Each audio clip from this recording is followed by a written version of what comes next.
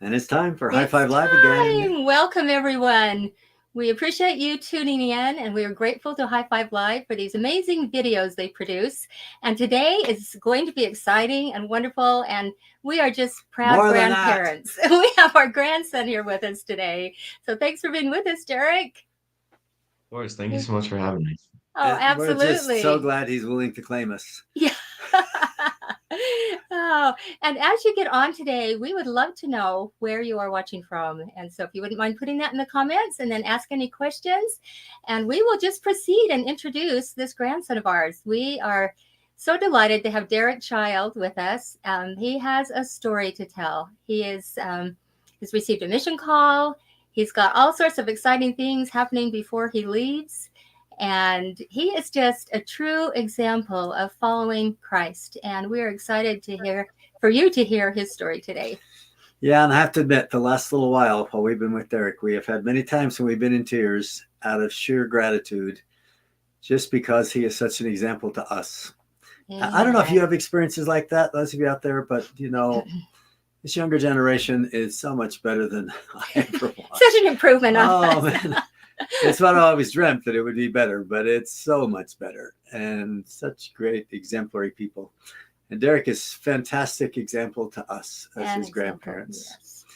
So today maybe it'd be important for you to know a little bit about what happened in his life, what his life was like before September of 2023. Derek, do you just want to tell us a little about that, and we'll jump in and brag about you a little bit now and again. Sure. Yeah, I did a lot of sports. I did a lot of running, biking, swimming, did a lot of triathlons. I mountain biked. I, I've, Sports have been my whole life, for my whole life. I've always just been dedicated to how I can perform better. It's been such a big part of my life. Um, uh, and then in September, I was diagnosed with a heart condition. Um, that took me out of sports, essentially, and made it so I can't really compete anymore. So it's been really interesting, kind of transitioning from that being my whole life to other things taking up my time. Let me say a word about your whole life. You were meticulous about your training, your diet, your everything you were doing, your physical preparation. It was amazing to watch your discipline and all that you went through to just make that such an important goal in your life. And then you say you were diagnosed, but it happened partially because of a ride you went from Logan to Jackson Hole, right? It's 200 and whatever miles. Yeah, it's 208 miles. 208 miles, and you and your dad decided to do the whole thing instead of being a relay. You're going to ride the whole bike. So I think you were out at 170 or more, right? Yeah, we called it at 173 miles, I think, because we weren't making it. And what was happening to your heart at that time? So my heart was just kind of freaking out. Actually, like a week and a half previous, I was looking at heart rate data from a race, and I noticed my heart rate jumped from like 175, 165 to 205 in about 10 seconds, and then stayed there the rest of the race. This was a cross country race, and that didn't look very normal. So we went to a cardiologist. Cardiologist, we did a few tests, and then he gave me a little like heart monitor thing to stick on my chest. And so I rode Lodija with the heart monitor. And then we got that data back. It was even more confirming that I had this thing along with a genetic test, to find out that I had this genetic mutation. So So slightly change life a little at that point.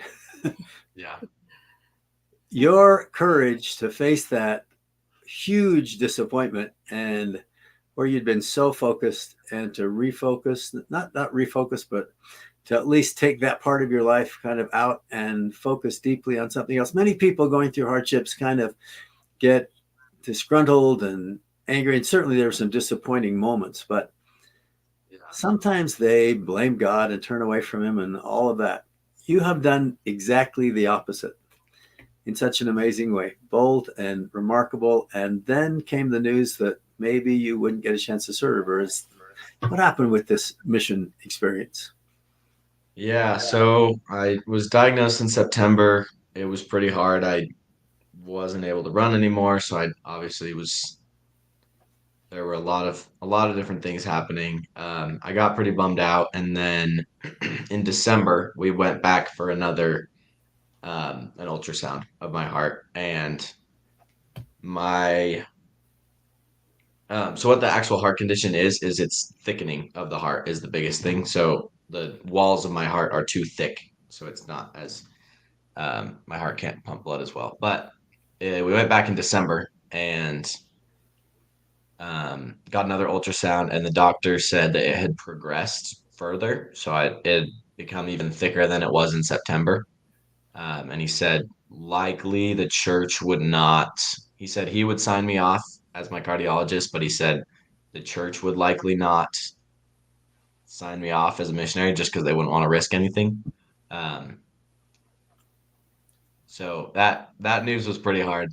It was a couple days before Christmas, which was also pretty hard because um, for Christmas I got a bunch of like mission stuff, like a shoe polishing kit and like all these study things, and I was just sitting there like, oh no, because I didn't think at that time that I was going to be able to serve a mission, which yeah, it was pretty hard. Um, Well, here's but one great goal, and that one's kind of shut down. And then your next great goal, and that one seemed like it was going to be possibly not able. And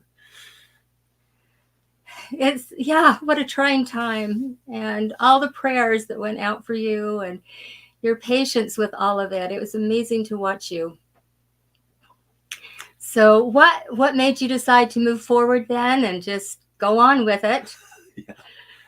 yeah, I mean, I talked to a few of my relatives who are doctors, not specifically cardiologists, but a few of them just had the thought like, hey, you've got nothing to lose. You should just submit your papers anyways, as if you're going to serve. And if the church isn't going to let you, then they'll shut it down. But um, at that point, I kind of just realized like, hey, this is 100% in God's hands. I'm still going to proceed forward like I can serve a mission, and I'm going to submit my papers like normal. And then if if I get a call, great. If I don't, it's what it's what God wants. So I submitted my papers, um, got a call just 3 weeks later, which that was also a miracle because I was expecting it to take a lot longer, um, just because of all the health stuff. But I got a call, and I it was such a miracle. I was very, very grateful to Heavenly Father and to the church for allowing me to get one. I opened it that night. I was called to the South Carolina Charleston mission. It's a brand new mission. It hasn't even been opened yet. It gets opened July 1st. Um, and I'm headed out in September. So it'll be it'll be an amazing experience for sure. Amen. We're so so we proud have of a very you. memorable moment about that night. You stood up in front of all these friends. I mean, your Tons. deck was full of people, and they were all there gathered, members of your ward and others. And we really didn't know whether this was going to be a service call or a mission call or what kind of call. And then before you opened your call, you gave a talk, a little I don't know about a dog, but a comment. What did you say? Remarks. yeah. Well, I mean, the thought was just with all the complications getting there and all the different things that had happened to be able to have a call. Um, I had just been pondering on it beforehand, and I kind of was just thinking about like I'm so, and this is what I shared is that I'm just so excited to serve a mission. I'm so excited to serve these people wherever they are. Um, and I'm so excited to find out the location of where I'm going, and I'm gonna love it so much. But the the bigger part of the call for me and the line that I was more excited to read rather than the assignment was the line that says you are called worthy and able to serve a mission. Because that had been a big question over the last uh, I don't know, 6, 7 months before that, it had been a big question on whether I was able to serve a mission, and whether or not that would be a possibility. And so, just that line alone, that I had been called and that I was Mhm. worthy and able to serve a mission, just really, really was an amazing line to read. And it kind of just set the perfect stage for getting called to South Carolina. And there's been so many blessings since then. And I have such a strong testimony of mission calls, and I know they're uh, divinely inspired. So our Yes. experience that night as your grandparents, when you stood up and said, wherever I'm going, it's great, and I will love these people, and that's good. But I just want to read the line that says, I'm worthy and able. When you just talked about that, I remember that night you reading that line, and I mean, I was like I am now, Yeah. sitting in the back of that deck, just weeping that had all worked, that the Lord knew you were going to be okay in serving, and that you were able to go. And what a celebration that night was. I think we were cheering already when it said worthy and able before we even found out it was South Carolina. Right? Yeah. Do you want to share some of the reasons that your mission call is perfect for you? There's a few. There's a lot, honestly. My my sister, Marissa, is currently serving in Sweden, but she was reassigned to Tennessee, Nashville for a transfer before her visa went through. And the whole time that she was in Nashville, she was like, Derek, I have a feeling you're going to get called to Nashville and you're going to love it so much. The TNM is going to be the perfect mission for you. They have a guitar in every apartment and all of this stuff. And I was like, oh my gosh, it's going to be so good. I'm going to get called to Nashville.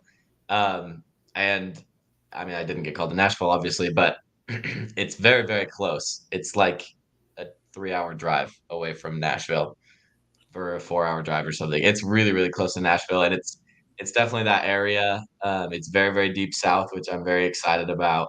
Um, it's just, yeah, it's gonna be perfect. Absolutely. Absolutely. And it's car mission, right? Yep. Since you I've have been to in now car the be whole so time, so careful it'll be perfect. with your heart and the condition. But you know what? It's workable. And as disappointing as that was in the beginning, because you are a disciple of Christ, you have just turned your life over to Him. And it is so inspiring. We admire you and love you so much.